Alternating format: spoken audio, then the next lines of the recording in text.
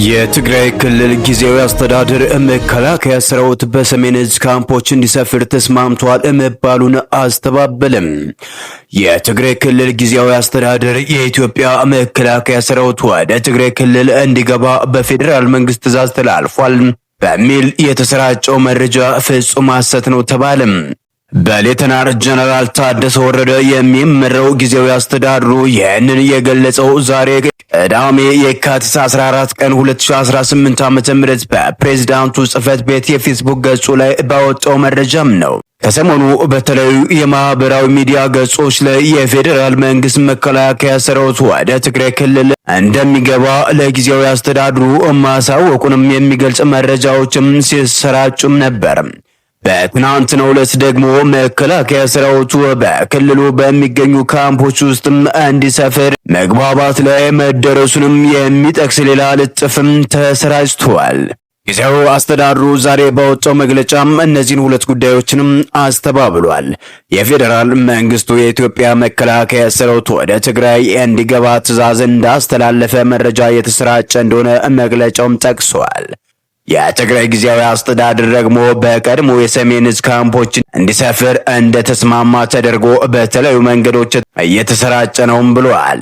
የማህበራዊ ሚዲያ ልጥፎቹን የተጣመመና የተሳተ ሲልም የጠራው ጊዜያዊ አስተዳደሩ ይህንን አይነቱን መረጃ ወደ ማህበረሰቡም የተሰራጨበት ስትራቴጂ ምንጩም ሆነ ያሳካው የተፈለገው ግብ ግልጽ ነውም ብሏል።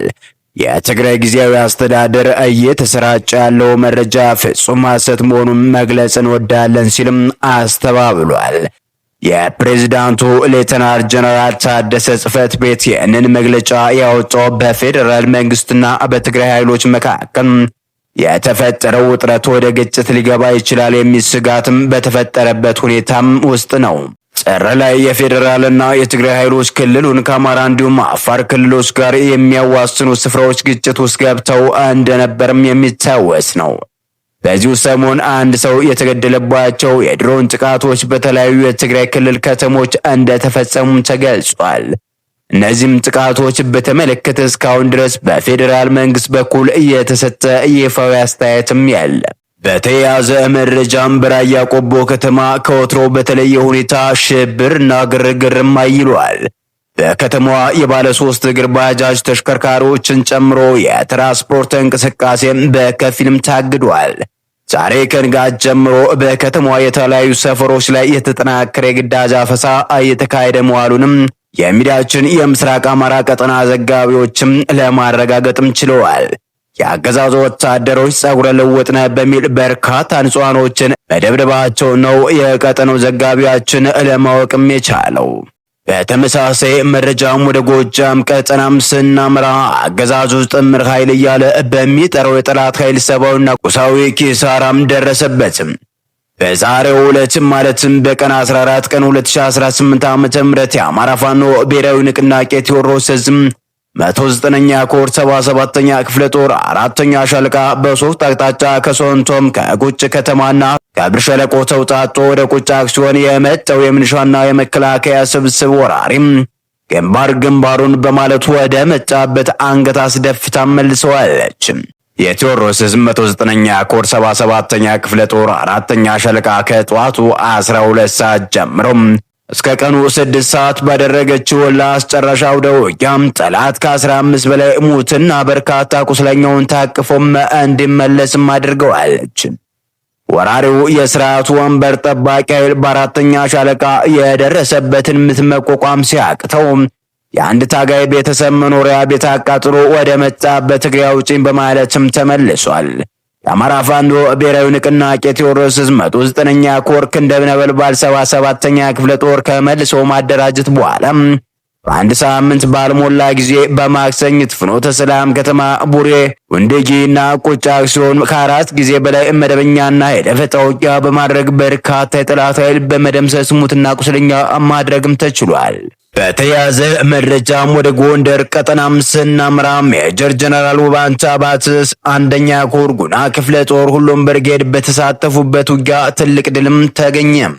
በአማራ ፋኖ ብሔራዊ ንቅናቄ ሰሜን አማራ ቀጠና በላይ ዘለቀ እዝ ሜጀር ጀነራል ውባንተ አባተ አንደኛ ኮር ጉና ክፍለ ጦር ሙሉ ስራ አስፈጻሚ፣ የሜጀር ጀነራል ውባንተ አባተ አንደኛ ኮር ስራ አስፈጻሚ እንዲሁም የጉና ክፍለ ጦር 5ቱም ብርጌዶች እንዲሁም ሜጀር ጀነራል ውባንተ አባተ ተወርዋሪ ክፍለ ጦርና የጎንደር ጠቅላይ ግዛት እዝ ተራራው ራስ ጉና ክፍለ ጦር በጥምረት በሰሩት አኩሪ መቀናጀት ትልቅ ድልም ተመዝግቧል። የብርሃኑ ጁላ አራዊት ሰራዊት ጥምር ጦር መነሻውን ደብረ ታቦር ከተማ አድርጎ ሌሊት ጀምሮ ወደ ክምር ድንጋይ አቅጣጫ የወጣውን የጠላት ኃይል አርሴማ፣ ጋሳይ ዘበራና ክምር ድንጋይ በተባሉ ቦታዎች በተደረገው ውጊያ የጀግኖችን ምድር ክንደ ነበልባሎቹ ወሳኝ ቦታዎችን ቀድመው በመያዝ ከጠዋቱ 2 ሰዓት ከ25 ጀምሮ እስከ ምሽት 12 ሰዓት ተኩል ድረስ በተደረገው ውጊያ የአገዛዙን ወንበር ጠባቂ 2 ፓትሮል ቁስለኛ መጠኑ በውል ያልታወቀ ሙት በየመንገዱ ሲያንጠባጥም ውሏል።